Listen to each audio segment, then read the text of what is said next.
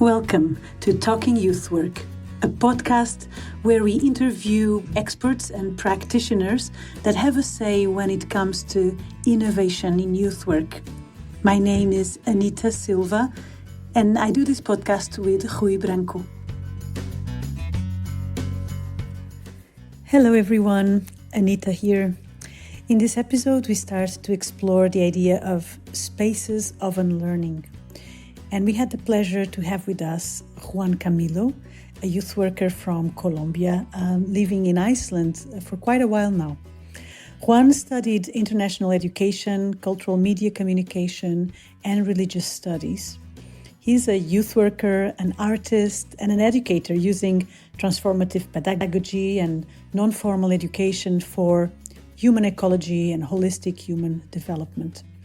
Currently, he's a trainer in Erasmus+, but also the intercultural officer of the University of Iceland and director of a program of integration for immigrants into higher education in Iceland. We talked about unlearning. What is it? How can we approach it as educators? And actually, how can we create safe spaces of unlearning with young people and beyond that with ourselves? We talked about what is difficult about unlearning our previous assumptions or behaviors and the importance of connection, the importance of community in the process. It was an inspiring talk that led us wishing for more. And so who knows, maybe other episodes on the topic will come. But for now, let's talk youth work.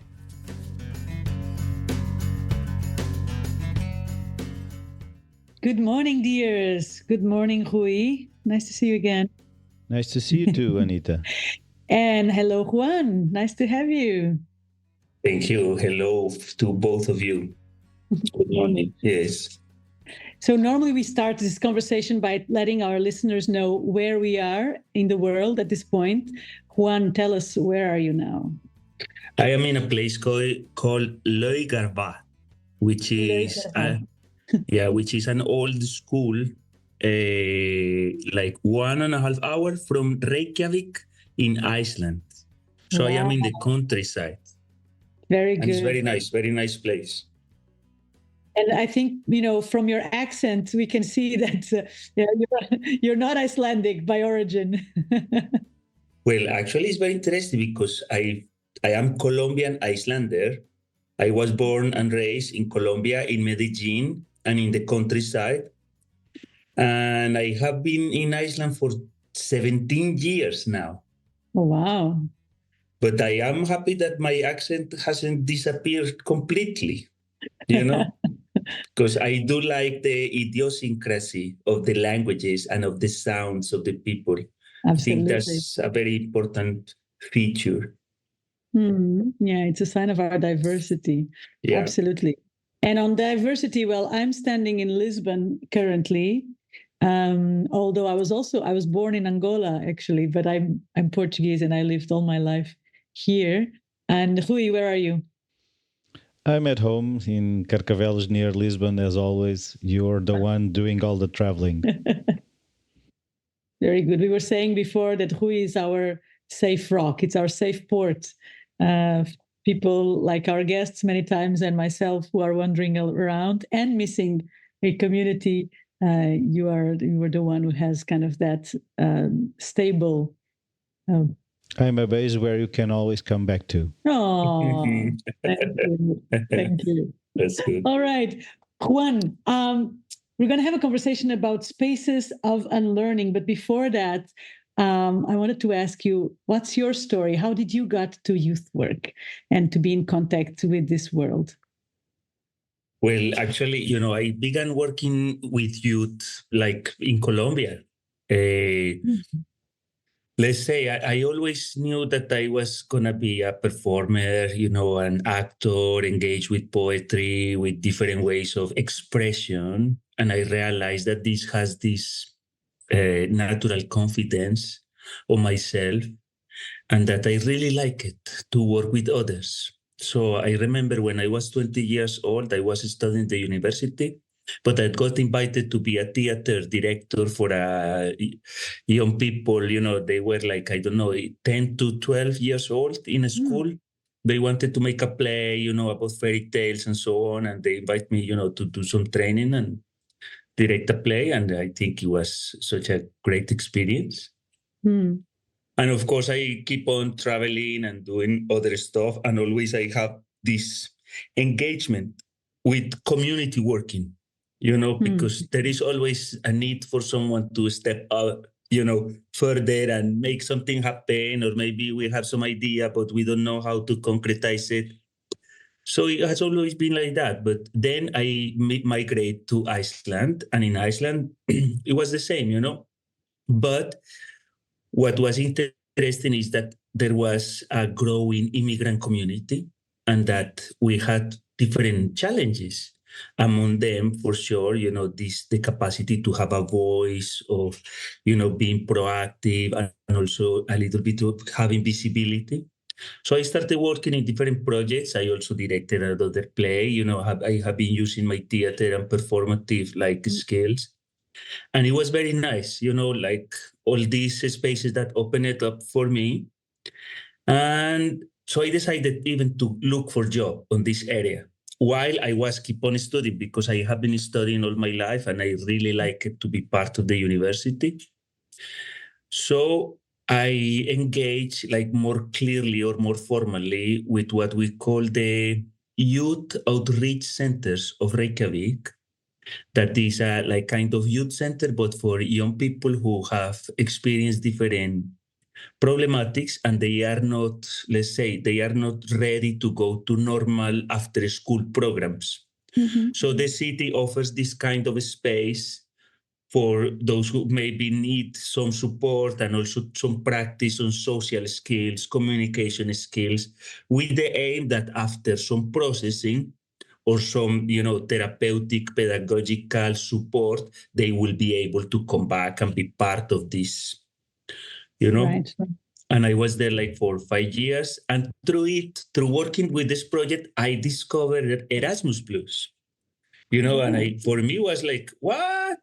Is there this program that connects the whole of Europe and you can apply for many projects? I have thousands of projects in my mind. And what? And they support you with the travel to make things happen and so on. So I became a fan and I started, applying for things, going abroad, participating first, of course, mobility of youth workers. And I realized that it was amazing. So all of a sudden, my framework of reference wasn't any longer Iceland, but Europe, or let's say even the outskirts, because we can say Iceland geographically is not in Europe, but in the outskirts of the big frame. So, and through it, I decided also to apply to be a trainer, to become a trainer of trainers, because I saw the need of a lot of support, especially for the immigrant community. We are in Iceland in this problematic of there is, let's say, accessibility and tolerance from the people or from the native community, but there is still a lot of lack of support, community building, networking and opening to other ways of living that are necessary for access to become an opportunity for growth, for development and evolution. So that's why I wanted to become a trainer, because I wanted not only to have an impact as a youth worker, but also to prepare others so they will have an impact as well. So we will cover even more ground. Absolutely. That's amazing. Yes. And you said you've been studying a lot. What were your studies? What's your background in academic level? Well, I started university when I was 17 in Colombia, and I studied civil engineering for 4 years, I believe. And of course, in Colombia, there were other social problematics. We have protests. So, but I was studying and I really like it, mathematics, physics, mechanics, and, all these kind of things. But at the same time, I was in the cine club, in the dance group, in the theater group, in the poetry group. I was doing installations in the library. I was reading the classics, the Russian classics, the French, the German, the Romantics, also exploring other cultures. So I was And I realized, that what I wanted to study, what I wanted to learn was bigger than any career, one single career. And at the same time, I felt like my soul was withering within engineering because it was too much focus on, let's say, this orientation of production, of capitalist oriented, like we have to make things and it's more about money than what your soul is calling you to do. And I was looking around, and what became the realization was that among my teachers and the engineers that I saw around, I found no one that I wanted to emulate, to be like. Yeah. And for I think me, a it lot was of us very feel hard. that, right? Exactly. So I just took a pause. I went to travel. I went to the Pacific Ocean to live in the jungle for some months. When I came back, I was another person. I already unlearned to be an engineer. So I registered myself in theater. I studied theater 2 years, but I didn't finish because there was another thing about, you have to show something. We will qualify you and we need to put grades. So Evaluation. for me, it was very conflicted because for me, it's the joy. It takes out all the joy of performing, of making theater and so on. So I changed and I studied psychology for 2 years. And then I changed to study philosophy, and I didn't finish anything until I came to Iceland and I registered to study Icelandic as a second language in the university. Okay. And I studied 1.5 years and changed to education and finished a bachelor on education. All right. And so then you're a self-directed learner, clearly. I engaged in other studies like human resource management, and I did it for 3 years, but I didn't finish because I got so bored of managerial stuff that I changed. And I have 2 masters, one in religious studies and one in cultural media communication. Wow. And today I am currently working in the university, but as a director of a program to support immigrants into integration to higher education. And I am also the intercultural officer of the university, promoting and doing different events and also teaching some classes. Well, you're the example for all those students out there who are thinking, should I stop studying? Should I continue and finish? Well, there is a way. There is a way. Actually, my personal philosophy is in your 20s, explore, experiment, change classes, enjoy what it means to be university, which is supposed to be a universe of knowledge. But sometimes we just get constrained by some specific thing. For me, make mistakes, try things on. If you don't like change, prove different things, also travel, enjoy. Yeah, absolutely. That has a lot to do with our theme of today, because unlearning is about that. It's about not getting stuck with assumptions and the assumption that you need to go to a course so you get a diploma is one assumption, and it might be your goal and it's fine, but it doesn't have to be for everyone.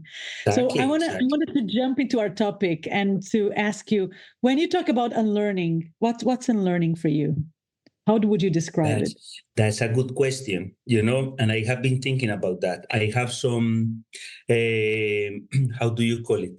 It's not in definitive, but what I know so far is that we have been, as human beings, like this is contextual. We need to contextualize it. So we have been raised in the Western civilization of the late 20th century, where this was all this process after the Second World War, about especially you in Europe. I am from Colombia, one of the colonies of, like so many things. But when we see the scenario in which we live today, when we look at, we are in a public crisis of ecology, climate change, social unrest. More and more people feel dispossessed, and all these promises of progress and so on, they were, like they are disappearing into emptiness.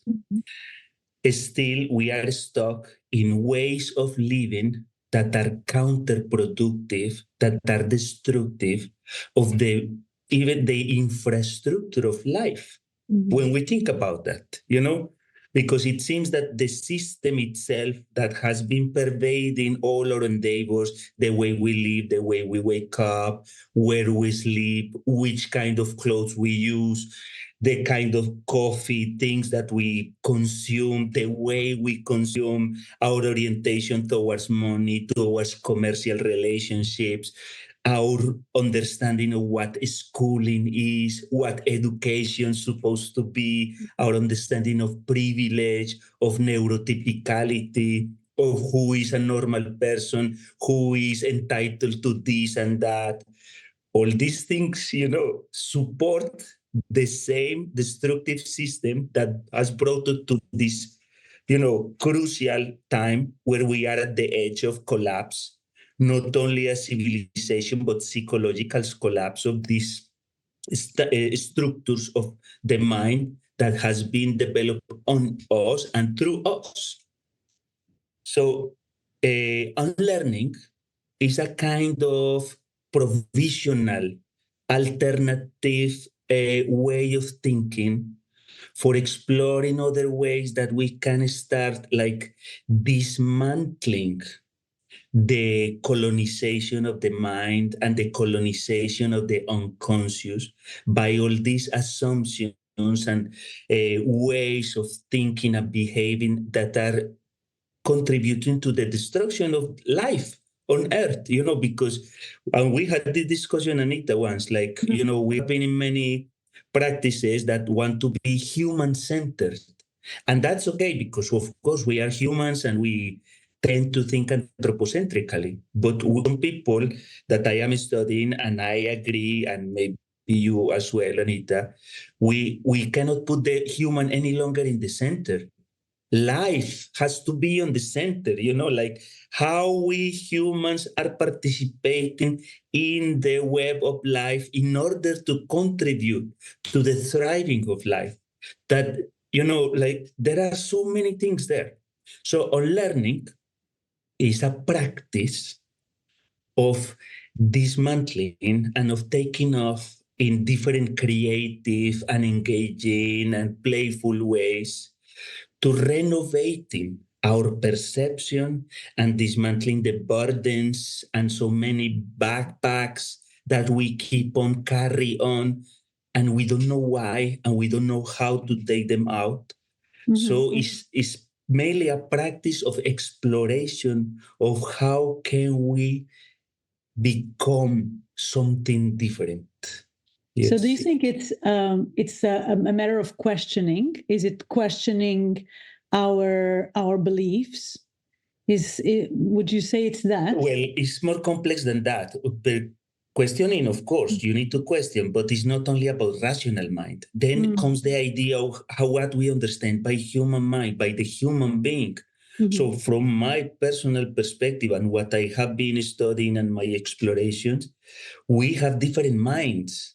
We know today we talk about emotional intelligence, we talk about different kind of multiple intelligences, which is not only the rational or cognitive part of us, which is a big critique to education or the way we have been doing education, which is about cognitive, like rational skills and, logical and abstract thinking, and the art of questioning is part of it, of course, but it's not enough if you don't include the body, the sensorium, your emotionality, your affects, your feelings, your intuition.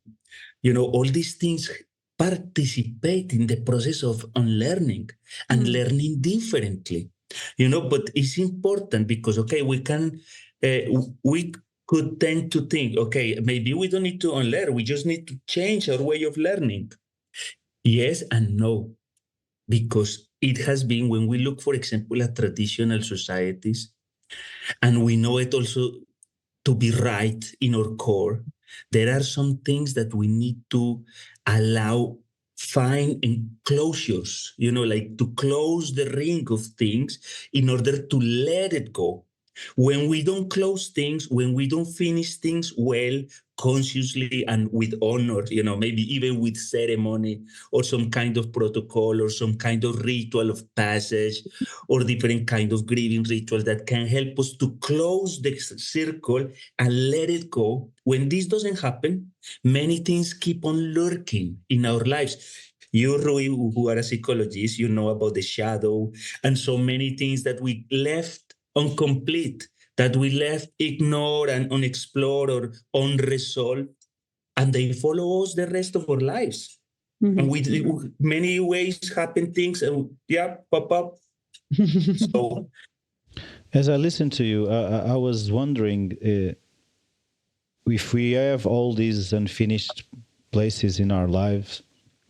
How can we create safe spaces for the unlearning to occur? Because if we bring all that to the space of unlearning, it's natural that things will come up and we won't feel safe to share. That's a very good question. I remember when we talk about safety, I understand, and this is one of the assumptions that have been ingrained in like we need to look for security, for safety, for certainty.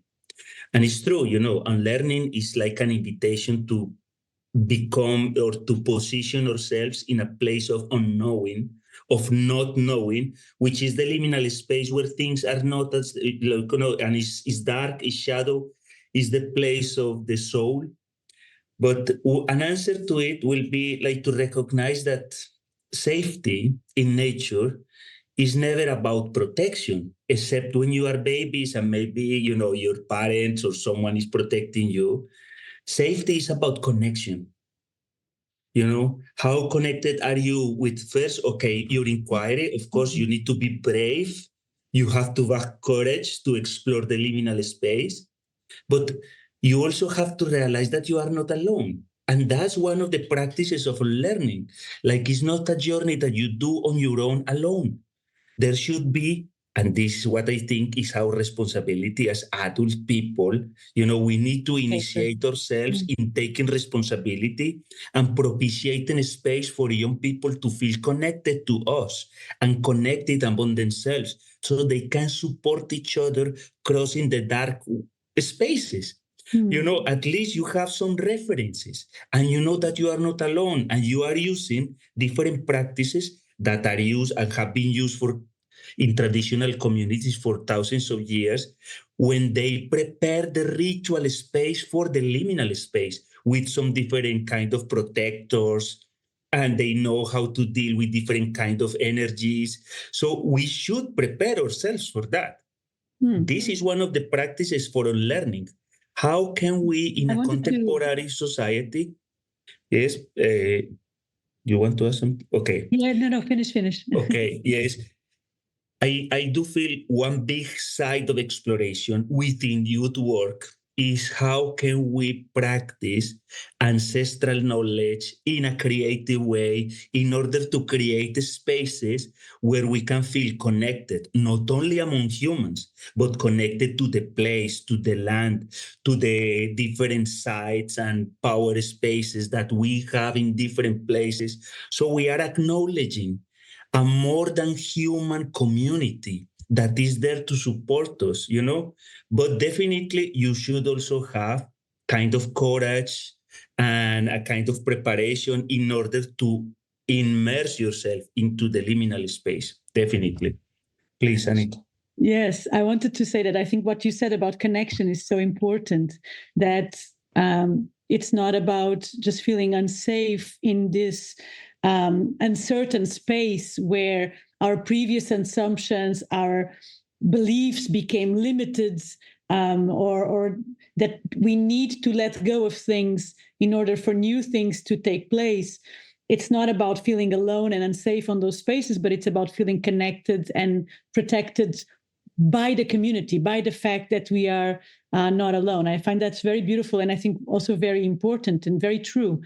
And it made me think of a couple of examples that I had in conversations recently, where a colleague of mine was telling me that, for example, when cars were allowed for the first time in London, the first law that they made was that a person had to walk in front of the car with a lamp in their hands for the car to be allowed to go on the streets.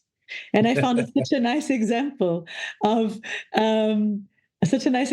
how our mind works, right? That we are so ingrained on old assumptions that now that we have these big metal machines walking, driving around in the city, then a person needs to be in front of them, walking with a lamp, to ensure control.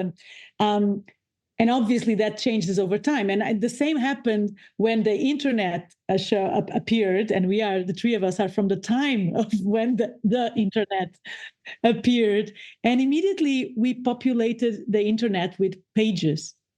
And it's so funny how, in the virtual world, there is no two dimensions.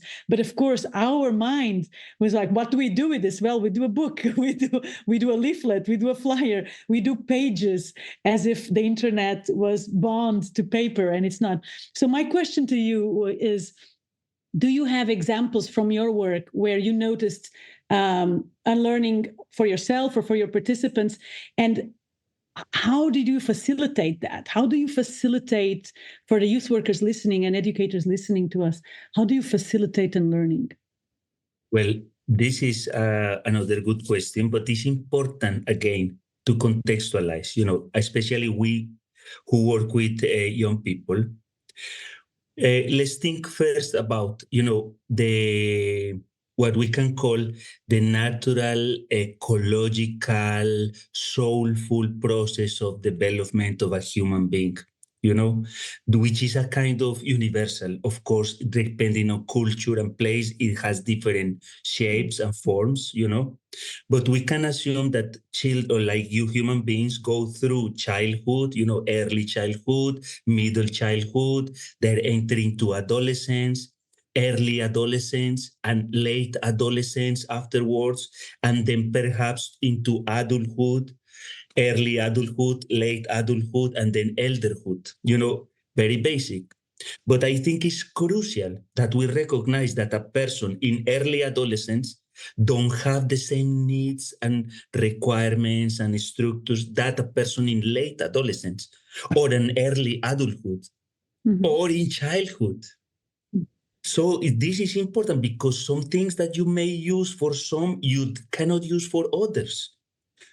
So we need to also question ourselves, with whom are we working in order to design something that can work for them? For example, so a distinction between early adolescence and late adolescence is, early adolescence, the focus of this stage of psychological state of development is about social acceptance and finding a balance between social acceptance and authenticity. Who am I? What I like, what I don't like. So it's about exploration through sex, through exploring different groups of peers, looking for this acceptance and so on, and finding a balance there, not only, of course, from peers, but for the society, family, jobs, beginning to work or whatever, But late adolescence is recognized more about you are feeling the call to spiritual adventure. You feel the call to separate yourself from the known community, from your comfort zone, and you have the longing for exploring some mysteries of nature, of the soul. You feel even the attraction of the abyss, or the liminal space. So these are a very good example of youth, that are in totally different situation. So, for example, if I am working with early adolescent people, I will work more about to implement some practices of learning. I will use more nature and renovation of perception, exploration of different modes of perception, not the typical or what we are so used to, which is sight and sound, or like just these are very draft or raw, because we need also to explore which specific community are we talking about and where they are. But when you mention alternative ways of perception, what are you describing? Well, no, I am not describing about drugs or something like that. It's about No, it's very important question because, for early adolescent, but it's about, for example, how we use the body, how we use the sensorium that we have. Are we really, because, there are studies, for example, when we did a project on nature connection, there is a book called The Last Child in the Woods, Saving Our Children from Nature Deficit Disorder, that was published in 2005 in the United States, that references 30 years of research on how when we became more urbanized, we lose contact with nature, and they are children that don't know how to climb a tree, that are afraid of crossing a river, that like the taxonomy, the texture of nature of different plants, they are afraid of a mosquito. Like these things that should not be like that. Very big. Yeah, of course, you need to be aware of hazards, but nature is the first teacher of all of us. And somehow we have subtracted children from this exploration of nature. So actually, this is something that must happen or should happen in middle childhood. But for many people, don't happen. So we as youth workers, we have to recognize and explore how can we provide some opportunities to fulfill and to renovate our ways of perception that are more connected and more vital with nature. And you notice on children when, it's so funny because when a children is an enclosure in the school or at home, here in Iceland, I have noticed in several times, they get bored and they need to have distraction and they would like to watch TV or be on the screen and so on. But you bring them to a natural setting and they don't get bored. They just start doing a lot of stuff. You sit around the fire, you provide experiences, like, of course, but we also need to allow children to take risks, and we are so obsessed with security. So it's tricky, but I think it's the labor of youth workers how to provide opportunities for renovating our sensorium through nature exploration. This is one thing. Another thing, of course, definitely storytelling. Storytelling helps us to renovate our understanding of relationality. Our values, our emotions, emotional literacy. We have talked about that a lot, but it's through emotional literacy, not only literacy, because it's not only about knowing what I am feeling, but also knowing where they come from. And one thing that we need to unlearn is our assumption of individuality. The emotions that I am feeling are mine. I am the one having them. I am the one having these ideas. Maybe not. Maybe the emotions that you are feeling are part of a kind of wind current. This is what we need to play with our imagination, which is something that we definitely have been colonized, our imagination. So part of learning for early adolescents is a renovation of sensorium, of imagination, of what we think about the emotional atmosphere or landscape of more than a person. We are intersubjectives. These are type of exploration. Then for late adolescents, other things may be more fitting. Yes. As I listened to the way you're explaining this, I was wondering if we as kids, we build the stories in our heads, we dream a lot, and we go and become most of our dreams, or try to. And so what is the real importance of crafting our story, a story that empowers us based on what has been our life, but a story that can bring a better life for us and everyone else? This is amazing. I totally agree with you. And what we call is, we cannot only tell our stories. We need to practice catching stories, really listening to the others so they can tell their story and making sense of what they are feeling, experiences. Actually, it seems to be, we did a project on storytelling, and almost in every culture on earth, people have used storytelling as the process that helps to integrate experience into knowledge. Yes, into understanding. So this is what creates also community bonding and storytelling, around the fire. This has been for millennia what humans have been doing in order to build up this, supportive and what we call resilient, sense of being. This is very important. But one more thing that I was thinking while you were talking, my friend Rui, is what was okay. I just forgot. I will come back. But please, Anita, you wanted to say something. As well, yes.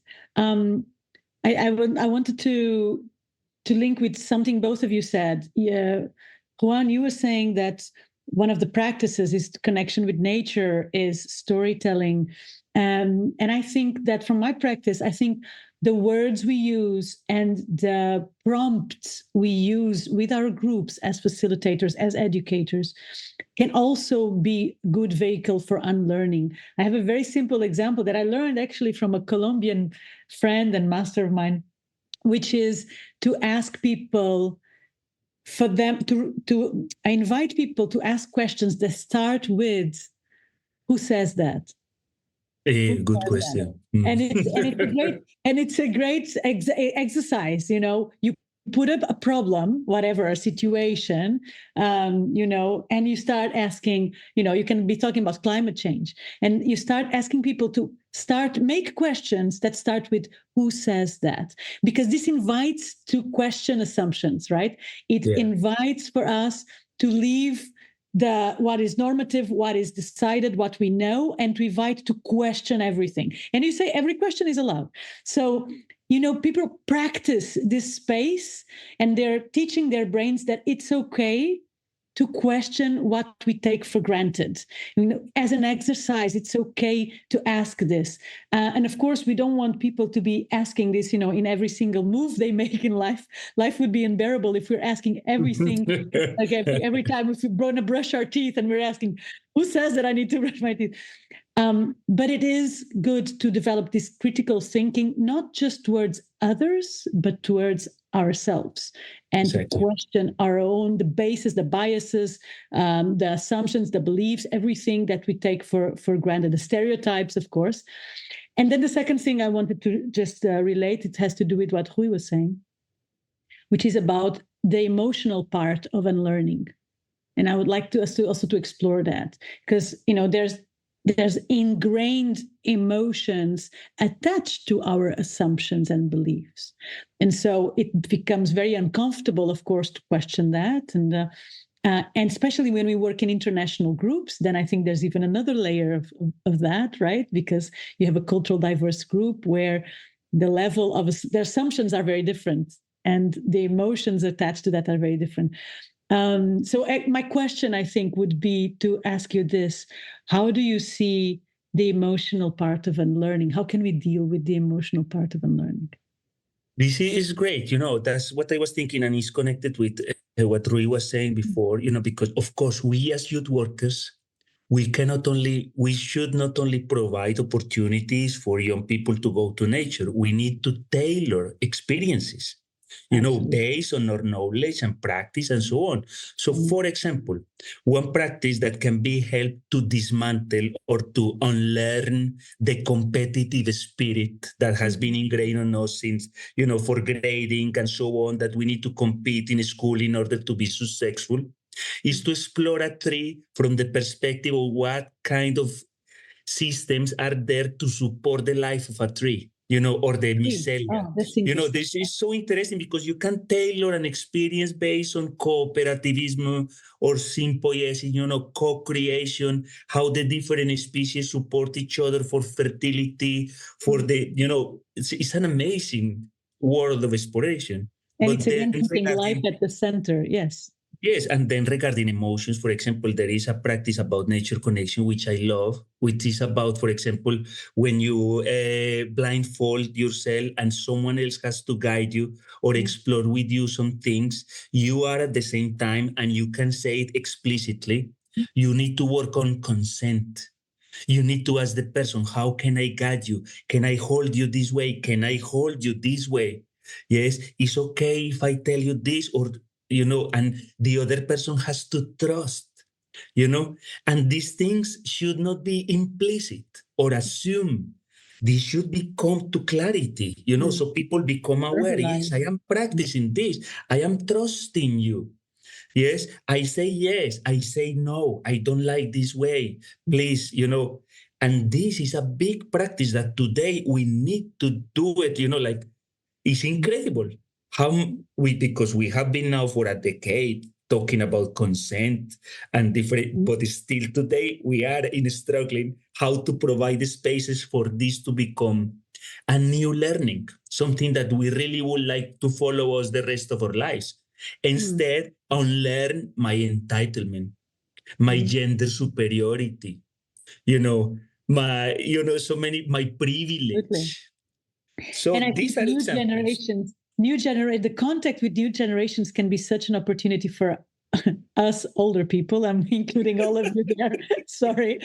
But because they bring that, you know, they confront us with our stereotypes, with our own assumptions and beliefs. They, you know, working now with Generation Z and other generations, it's a constant confrontation with our own beliefs, right? With our own values and how they kind of take a new take. They have a new take on those. And I'm not making a judgment, good or bad, but it can be such a powerful tool for us educators, youth workers, to unlearn, to, instead of complain about the new generations, which sometimes it's very tempting to do, to actually allow them to do their work in society, which is to help the older generations question things and see things from a different angle.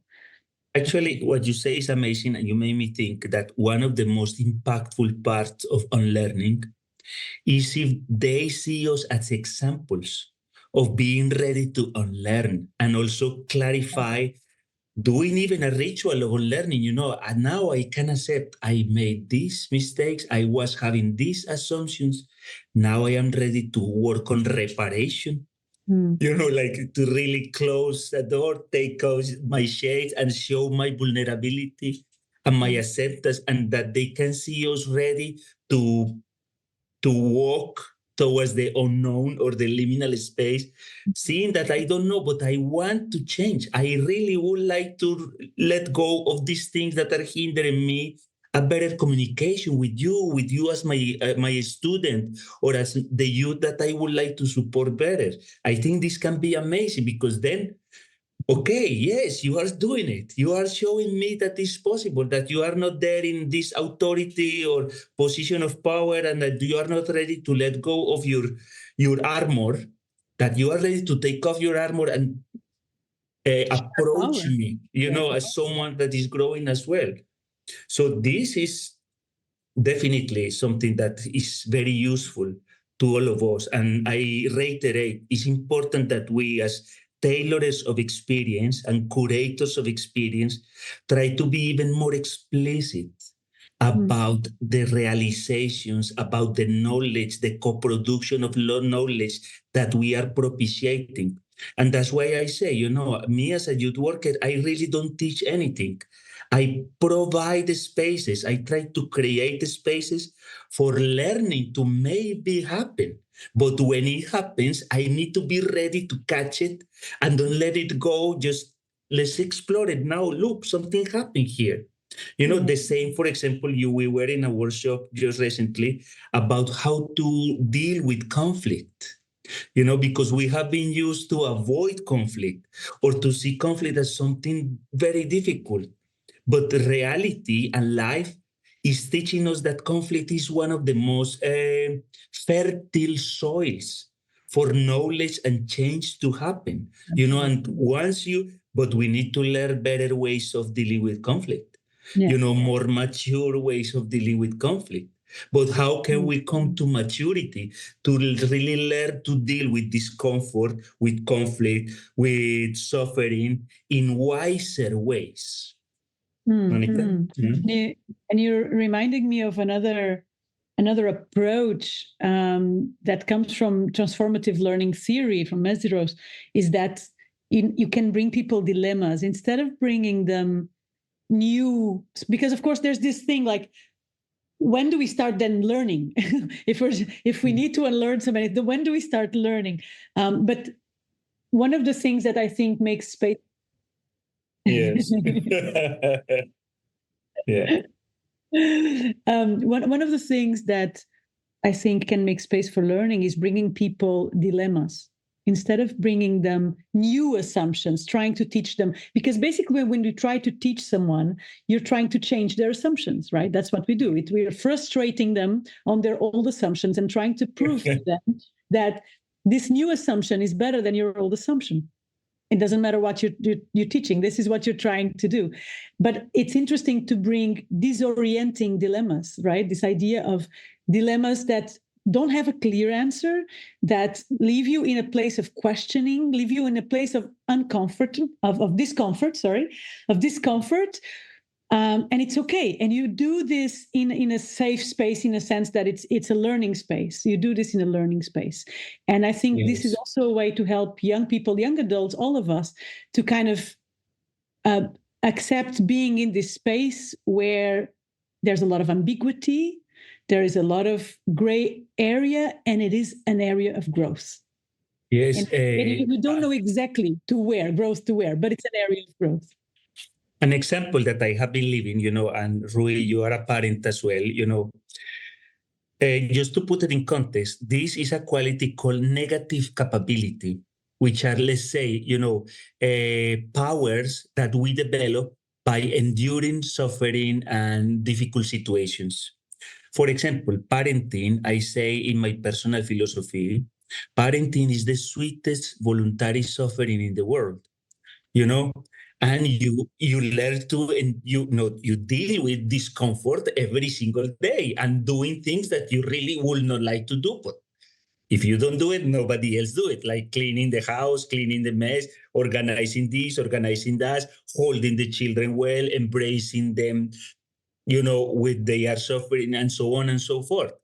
But through this voluntary suffering, negative capability, I have become 1,000 times more patient, 1,000 times more enduring, 1,000 times seeing, my awe before life and the flourishing of life has increased. My capacity of attention or reception, of active listening, all these qualities have become through putting myself in this discomfort situation.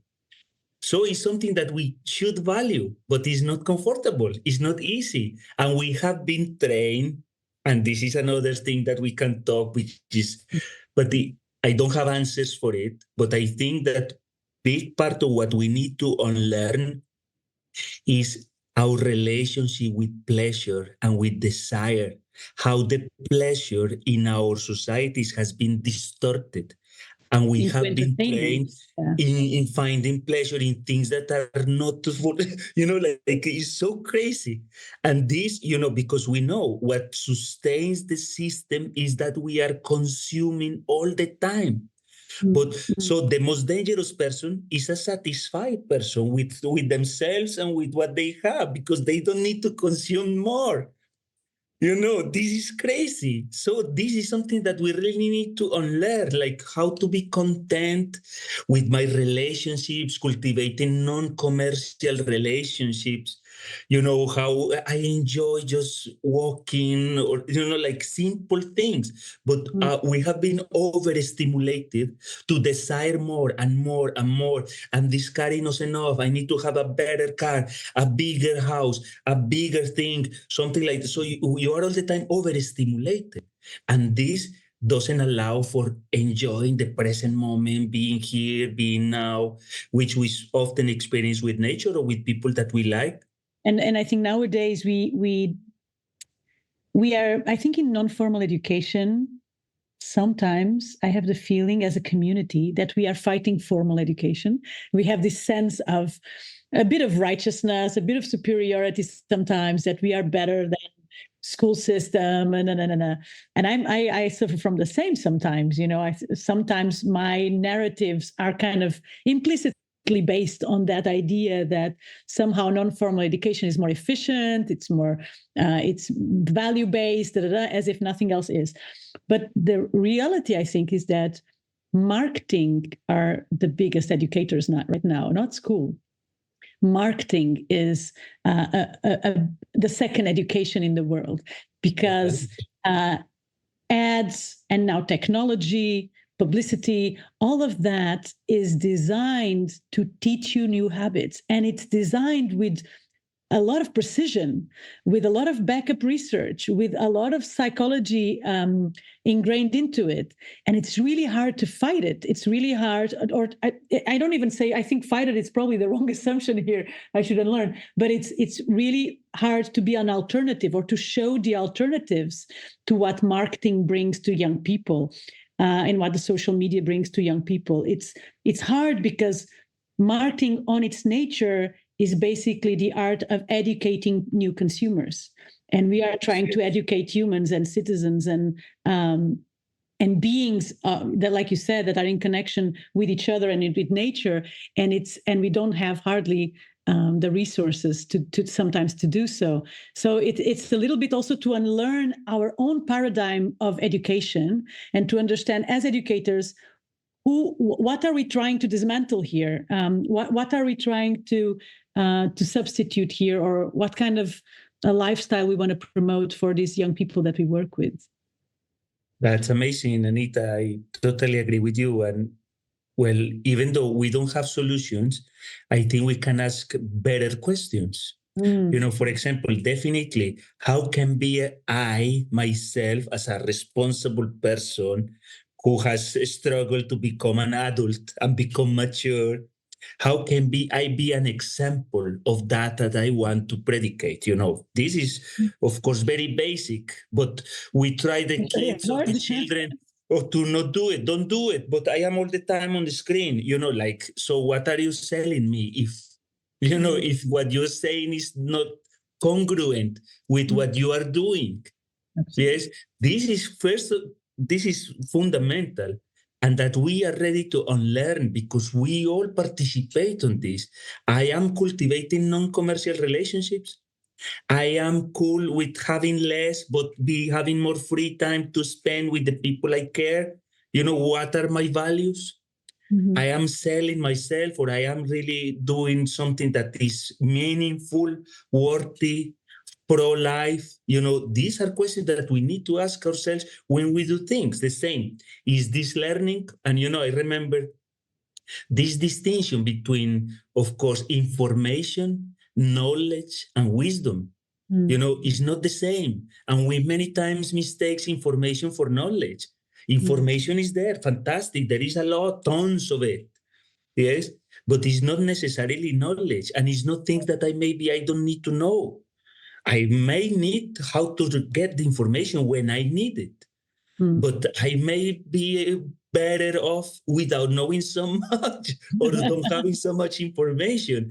I never forget this scene in Avatar, when this guy in the new body of the Avatar goes to visit the tribe of his girlfriend, and the mother of the girlfriend, which is the shamaness of the place, she left him and he said, it's just so full a glass. That's so difficult to give something else to a already full glass, of assumptions, ideas, information. Yes, and I want to learn your culture, but I am a full glass. So everything that I will do with you, I will be filtered by what I already have. So how I empty myself to be able to really learn another epistemology, other ways of feeling and relating and emotionality, because this is the risk of neurotypicality, that we don't have the tools to criticize it because we take it for granted.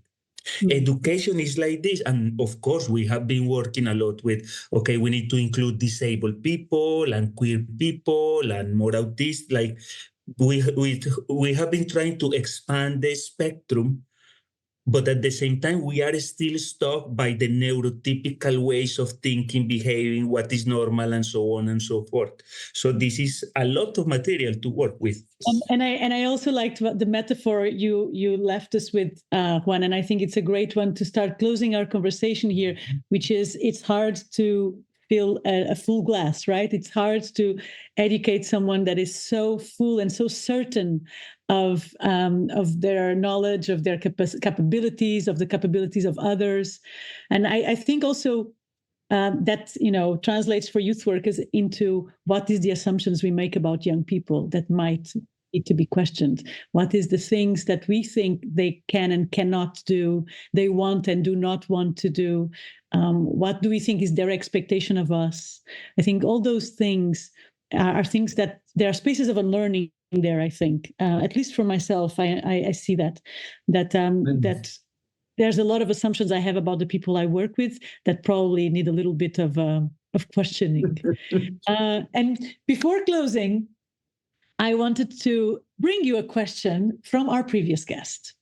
But let me say something before. Go ahead, Yes, go ahead. you asked, because I think this is important to recognize that thanks to the Erasmus Plus program and so on, what I have noticed, for example, because I do trainings for the volunteers of European Solidarity Course, it seems to be that the young people, when they feel ready, they take on the courage and the chance to leave their communities and go to live somewhere else and put themselves looking for this liminal space of not knowing, but I am ready to, to change. I already finished a master or a bachelor, but I don't know what to do with my life. I am not satisfied with my job, but I feel ready to leave.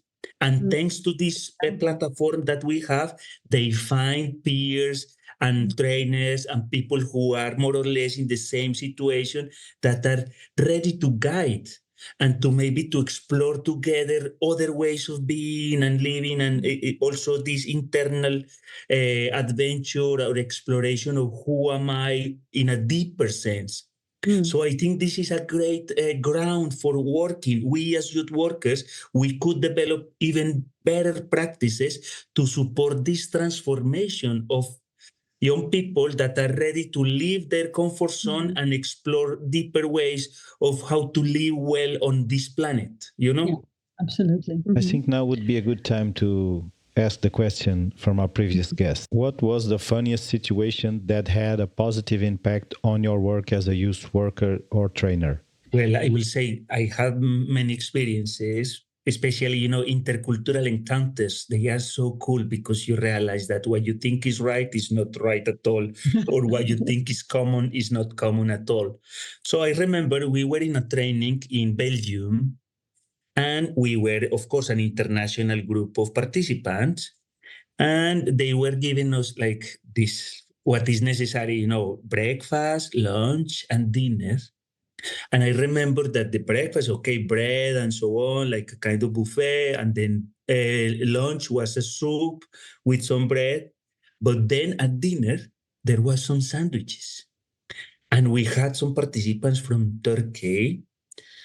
They felt really offended because, come on, you come to trainings in Turkey and we offer you a buffet, dinner with meals and so on. And are you giving me 2 sandwiches, ham and cheese for dinner? This is outrageous. You know what? And it, for me, was so, well, it's not funny, of course, properly, but at the same time was so absurd because, of course, when you go to such a situation, you many times you try to be a pleasing person. So you don't try to make trouble, you accept what is given to you and so on.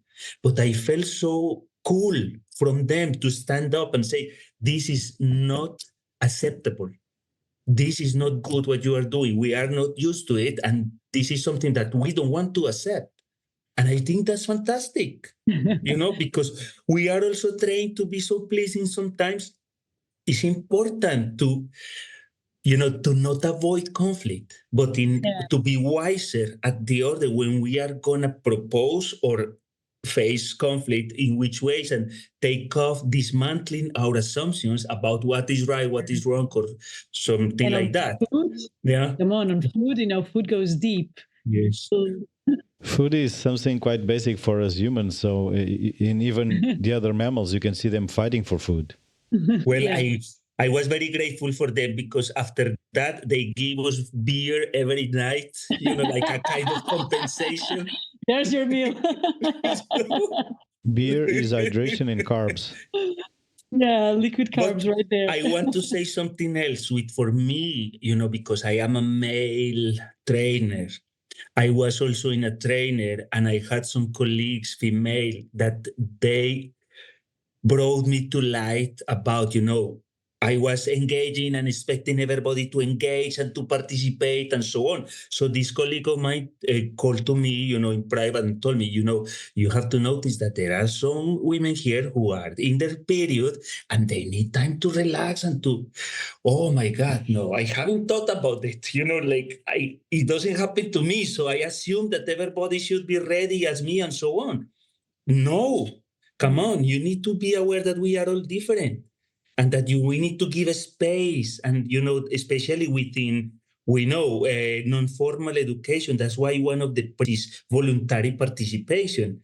But people feel wrong, feel not so good when they cannot cope with what you are proposing. So it's important also to be explicit on that and to open space that people can feel comfortable and invited and included, even if they are not present or even if they cannot engage. Since then, I ask people, if you feel like you cannot actively participate, be an observer. If you want to be present, just take a moment, give your distance, but maybe you can collaborate later on by telling us what you saw that we didn't saw. So we open in new spaces that of participation that are also inclusive, but without separating, or like if you cannot do it, then better, like something like that. So this gave me a lot of learning from it. That's a great example as well. What question will you leave to our next guest, who you don't know who it is? So the question is, what is unlearning for you? Okay, very good. What is unlearning for you? That's a good one. Yes. Thank you for that. Thank you so much, Juan and Rui. Thank you so much for joining us for this conversation. I really had fun. I think this is such an important topic, how we think of education at its core, right? How do we think of our connections? And that stayed with me, that we need to find comfort in connection. I think that is, and courage in connection as well. So thank you for leaving us with so many questions. And again, we will share some of the links of the work of Juan and some of the things that we mentioned on the text. And feel free to comment or to send us your thoughts on this topic if you feel so inclined. And then we keep talking youth work. Thank you, Juan, so much. Thank you very much. Have a beautiful time this winter time and enjoy, and let's keep on the good work and the good unlearning. Okay? Yes. Bye, Anita. Bye, Juan. You too. Bye, Rui. Thank you for all your support too.